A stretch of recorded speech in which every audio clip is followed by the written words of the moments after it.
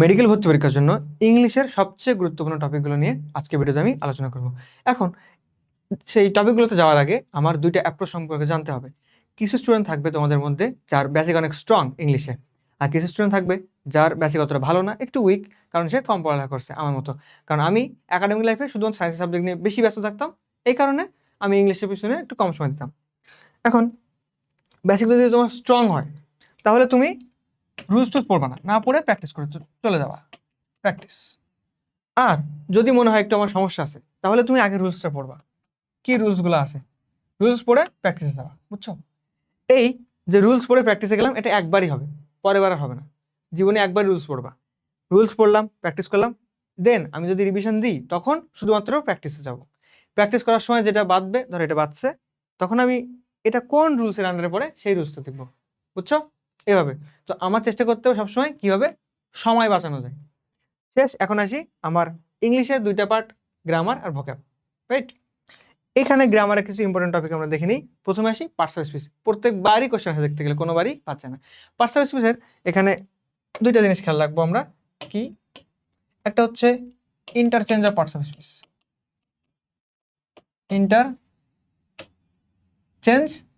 Interchange, একটা হচ্ছে identification.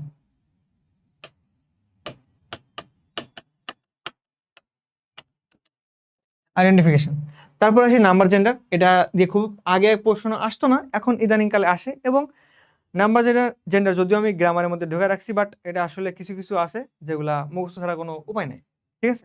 তো যেগুলো মুখস্থ সেগুলো পরীক্ষাতেই বেশি আসবে, এটা মাথায় রেখে প্র্যাকটিস করবা। তারপর আসি সাবজেক্ট ভার্ব এগ্রিমেন্ট আর রাইট ফর্ম বা ভার্ব। এই দুইটা জিনিস নিয়ে আমি সবচেয়ে বেশি প্যারা খাইছি গ্রামারের ভিতরে, সাবজেক্ট ভার্ব এগ্রিমেন্ট আর রাইট ফর্মস অফ ভার্ব। তারপর আসে ভয়েস। এখানে আসছে ভয়েস টেন্স। এই ভয়েসে চেঞ্জ আসে, যেটা কেমন ভয়েস, এই চেঞ্জটা আসে। টেন্সে আসে কি, যেটা কোন টেন্সের আন্ডারে পড়ে, এরকম উদাহরণ আসে। নারেশন আসতে পারে, খুব একটা ইম্পর্টেন্ট না। তারপর ফ্রেজ ক্লজ। ফ্রেজ ক্লজে কি আসে? ফ্রেজ ক্লজে মেইনলি আমার আসে আইডেন্টিফিকেশন। ফ্রেজ ক্লজ আইডেন্টিফাই করতে, যেমন এখানে আইডেন্টিফিকেশন আছে, সেম ঘটনা এখানে ফ্রেজ আর ক্লজও আইডেন্টিফাই করতে দেয়। এখন যখন তুমি দেখতেছো রাইট ফর্মস অফ ভার্ব তোমার মোটামুটি ক্লিয়ার, তাহলে তোমার ফ্রেজ আর ক্লজে খুব একটা সমস্যা হবে না। রাইট ফর্মস অফ ভার্ব এই জন্য আগে রাখছি, বুঝছো? এটা আগে পড়ে তারপর তুমি অন্য জায়গায় আসো। কন্ডিশনাল সেন্টেন্স, ওই যে ইফ যুক্ত আছে না, এই কন্ডিশনাল থাকলে কি কোন টেন্স হয়, সেগুলা মেডিকেল ভর্তি পরীক্ষার জন্য বেশ গুরুত্বপূর্ণ বলে আমি মনে করি, কারণ বিসিএস প্রশ্নতে অনেক আসে এই জন্য। এমবেডেড কোয়েশ্চেন যদি তুমি আসলে না পড়ো তাহলে পারা একটু কষ্টকর, কিন্তু খুব একটা ইম্পর্টেন্ট না। ডিগ্রিও সেম, খুব একটা ইম্পর্টেন্ট না। এখন তুমি সামনের দিক থেকে নিচের দিকে প্রায়োরিটাইজ করতে পারো, উপরের দিকগুলো বেশি ইম্পর্টেন্ট, নিচের দিকগুলো একটু কম ইম্পর্টেন্ট, এইভাবে প্রায়োরিটাইজ করবা। আর একটা বক্স করে রাখছি আমি, কি? কারেকশন। এটা তুমি পড়বা একদম শেষে, কারণ এখানে এর মধ্যে থেকে যে কোনো কিছু নিয়ে এর মধ্যে ঢুকাই দিবে যে নিচে কোন সেন্টেন্সটি কারেক্ট। তারপর এটা না দিয়ে আবার স্পেলিংও দিতে পারে কোনটা কারেক্ট, এটাও কিন্তু কারেকশনের মধ্যে পড়ে, ঠিক আছে? সো কারেকশানে পড়তে গেলে সব পারতে হবে, তারপর কারেকশন। ওকে, সো কারেকশন নিয়ে প্রথমে মাথা ঘামাইলে সমস্যা। তারপর আসো তুমি সিনোনিম অ্যান্টোনিম। এটা ভোকাবুলারি পার্ট, সবচেয়ে বেশি প্যারা খায় মানুষ, আমি নিজেও খাইতাম একসময়। সিনোনিম অ্যান্টোনিম আমার তো এখন পড়া লাগে না, আমি এখানে প্যারা খাবো।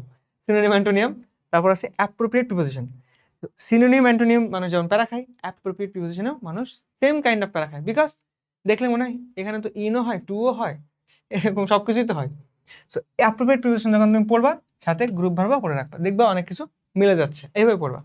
স্পেলিং স্পেলিং স্পেলিং মনে রাখতে গেলে তোমাকে উচ্চারণ বলতে হবে, এটা হচ্ছে স্পেলিং এর মোরাল অফ দ্য স্টোরি, বুঝছো? ব্যুরোক্র্যাট, এটা তুমি যদি ভালোভাবে উচ্চারণ করতে যাও তাহলে তুমি যাবে স্পেলিং ভুল। আর অ্যাসাসিনেশন, এরকম ভাগ ভাগ করে স্পেলিং যদি তুমি পারতে হয় তাহলে তোমাকে উচ্চারণ বলতে হবে, উচ্চারণ তুমি ভাগ ভাগ করে পড়বা, তাহলে স্পেলিং ভালো পারবা। ইডিয়ম, ফ্রেস ইডিয়ম, ফ্রেসগুলো তো পারবা, বাট ইডিয়মে যখন আসবে তখন খেয়াল রাখবা যে মানে কিন্তু অন্যরকম দাঁড়ায়। রিড বিটুইন দ্য লাইন্স মানে কি, লাইনের মাঝখানে পড়া না, ভাবার তো বোঝা, সেগুলো খেয়াল রাখবা। এটাও সেম অর্ডারে প্রায়োরিটাইজ করতে পারো। প্রভাব আগে আসতো এক সময়, এখনো আসতে পারে।